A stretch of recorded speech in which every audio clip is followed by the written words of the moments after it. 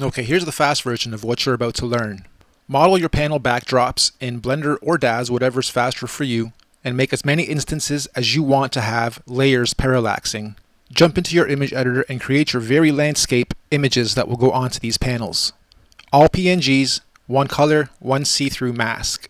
In Daz, start applying all these images to your actual panels. The color PNG goes on your diffuse layer, the mask goes on your opacity layer. Don't forget to turn your ambience up and adjust your lighting so it's optimized so your renders are even faster. And there you have it. You can apply this to any shape, make it a sphere, make it a wall, pop in your actual centerpieces, scenes, characters, and you've made yourself the parallax king. Alright, so let's break it down regular speed now. Like, wow, you have the whole world in your backyard. Hey, so, you have any idea how much work goes into this 3D stuff? Let's break it down. Hello everybody, welcome to RenderForever, my new channel, first video, and we're going to open it up by making your own SkyBox / Parallaxing 3D setup so that you can achieve endless meadows or whatever in your backgrounds and not have too many things in your actual setup so that it's optimized and things are obviously easier to render. This is all in preview mode in Daz. Let me show you guys a few of the actual renders. Came out pretty nice. 4 foregrounds and then the sky, the blue background. Now you'll also notice the sky is actually parallaxing too, even though the colors are off. This is just the preview mode. The preview mode for Daz, but you'll notice the background just start creeping in on us as we go around and as we go up and down. So we're going to learn how to do this from scratch. I'm going to give you guys the source files in the description area. Check it out. Let's break it down. Let's learn to love Blender today, and if you don't, again, just check the description to get this.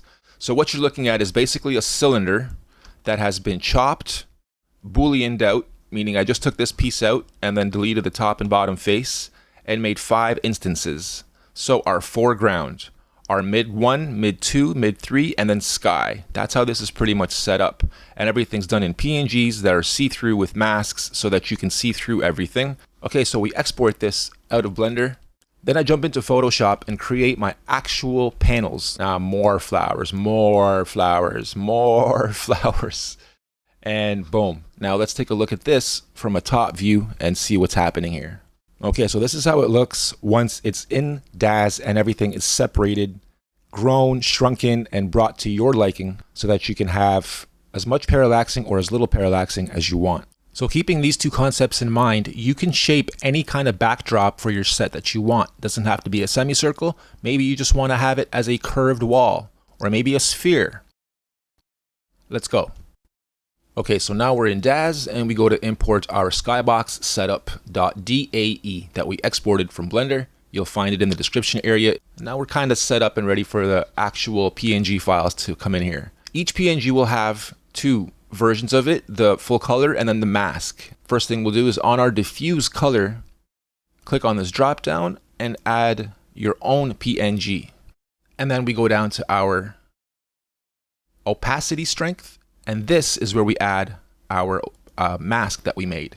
And basically the mask, I'll show you in a moment, it's just a black and white image, and whatever's white will be seen, whatever's black will be see-through. Okay, keep that in mind when you're in Photoshop and you're making your panels. Always make the color version and then make your mask and then add your mask to the opacity strength drop down like we're about to do, and voila. So one thing we forgot to do here is in the ambiance, take it from black to white so that we actually see stuff. Okay, there we go. And now with our ambient strength, we can see basically to each one of these, you're adding your foreground and then your mask. And okay, here we have it. All have been kind of fine-tuned, and now we have a pretty good parallax happening over 5 layers. Well, really it's 4 with the background, but even the clouds are parallaxed nicely. And now what we can do is get out of here a little bit and analyze what's happening with some of our layers and improve them if we want. For instance, I think we can get a lot more out of this shot by just taking the background here and scaling it out on the Z-axis. Nope, on the X-axis. And because it's just a nice gradient, we can move that up and down giving it a seemingly different time of the day, or just change that background to have yellow in it for a sunset. In fact, I have one. Let me go change it real quick, show you guys the difference. And voila, we have a nice dusky time of the day. Okay, so last point, tip of the day in optimization setup. 2 lights. We have our sun, which is basically a spotlight with no shadow. All these have full ambiance, so they don't need any lighting. And when they do get lighting, the rendering times increase like tenfold for me. For you probably too. I'll give you a live example here. And we go to render. Boom. Look at that. So fast. So good. Now all I'm going to change is the spread angle so that it hits more of the scene. And it's going to hit some of the background too. And now I'm going to do that same render. And watch what happens. Daz just starts to choke. Just because those background panels are getting some light when they don't even need it, because again, the ambiance is on full. You could probably get away with adding a few more lights in the center. Same test, 2 lights pointing at the center. Look at that, we still get a very, very fast render. Not that much off from the first one.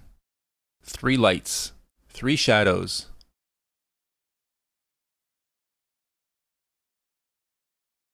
Eight seconds. That's really good.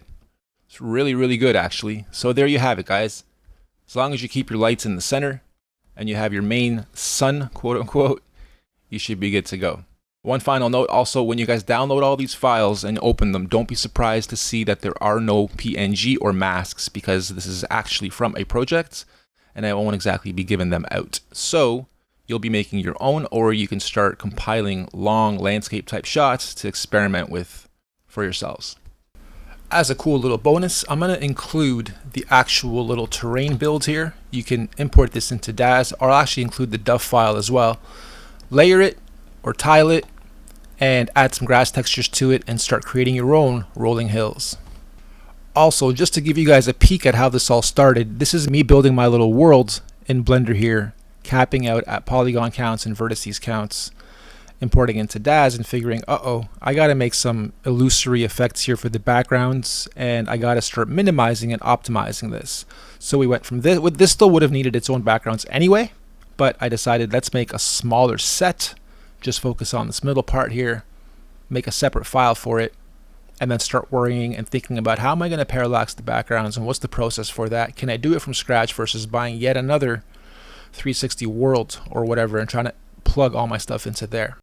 Really hope you guys enjoyed this. Please check the description area and comments for downloads and more bonus tips on things I may have skimmed here that you may be lost in. Ask questions, leave comments, sub, all that good stuff. See you guys soon. Render forever.